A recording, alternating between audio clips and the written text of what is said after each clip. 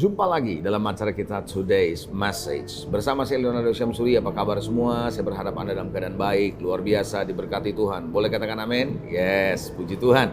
Saudara yang dikasihi, di dalam tema kali ini saya akan bicara soal batasan yang merdekakan, yang memerdekakan.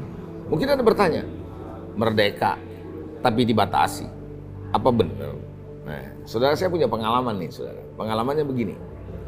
Waktu saya masih kuliah di Amerika, ada seorang sahabat saya, dia belajar khusus bahasa Inggris ke Amerika, dari Eropa, Sweden, tinggalnya di Swedia. Lalu saya tanya, kamu nggak salah belajar bahasa Inggris jauh-jauh?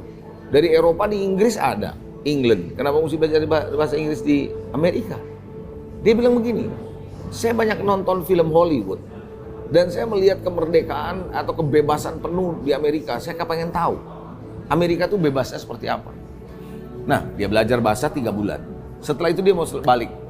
Lalu saya tanya, apa yang kamu dapatkan dalam 3 bulan ini?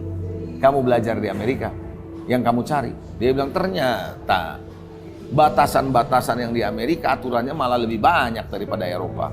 Itu cuma film doang. Dia bilang begitu, saudara. Lah, saya jadi berpikir, saudara, manusia mempunyai pemikiran seperti itu. Kalau tidak dibatasi, kita merdeka. No, justru kita akan kejeblos kalau kita, saudara, tidak ada batasan. Pengkhotbah pasal 10 ayat 8 berkata, barang siapa yang menggali lubang, dia akan jatuh ke dalamnya. Barang siapa mendobrak tembok yang menjadi batasan, dia dipagut ular.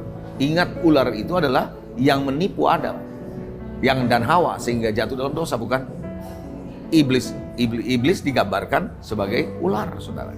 Nah, ketika kita membiarkan tembok yang membatasi kita dari Tuhan itu kita dobrak menurut Pengkhotbah 10 ayat 8, ular siap memanggut kita.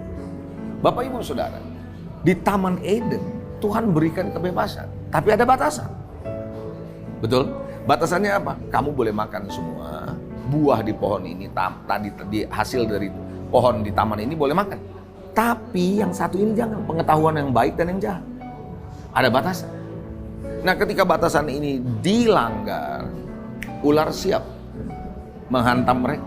Dan mereka, karena ular ini mereka jatuh dan seterusnya, kehidupan mereka jadi hancur. Oleh karena itu, saudara yang dikasihi Tuhan, kenapa ada rambu di jalan? Kenapa ada aturan di dalam lalu lintas? Untuk melindungi kita, agar supaya kita tidak kebablasan dan justru terjadi kecelakaan. Makanya jadi orang Kristen ada Alkitab, ada firman, ada batasan. Nah, seringkali orang Kristen tidak menyadari bahwa itu penting. Mereka merasa mereka mau mandiri, independen, mau lakukan apa yang mereka mau sendiri. Nggak bakalan bisa, karena kita akan mudah sekali menjadi targetnya ular. Karena kita tidak mau dibatasi. Kita perlu ada batasan. Yang setuju katakan amin. Batasan yang memerdekakan. Yaitu apa? Firman. Makanya Alkitab bilang, barang siapa mengetahui kebenaran, kebenaran itu memerdekakan Anda, memerdekakan kita. If you know the truth will set you free. Jadi artinya kebenaran yang memerdekakan itu apa? Yaitu kebenaran yang membatasi saudara. Ya, bagaimana Anda menjalani hidup tidak sama seperti dunia ini. Bagaimana Anda hidup saleh, tidak seperti orang dunia ini. Bagaimana Anda menjauhi kejahatan, tidak seperti orang dunia ini. Artinya ada batasan. Makanya Bapak Ibu Saudara, berbahagialah kalau Anda sebagai seorang yang dibentuk dari kecil dengan batasan. Makanya hidup kita jadi tertib. Dari kecil ada batasan sampai dewasa, betul? Coba lihat anak-anak yang ada di jalanan, yang nggak punya orang tua. Nggak ada batasan. Apakah mereka benar merdeka? Enggak, justru mereka menjadi kejeblos.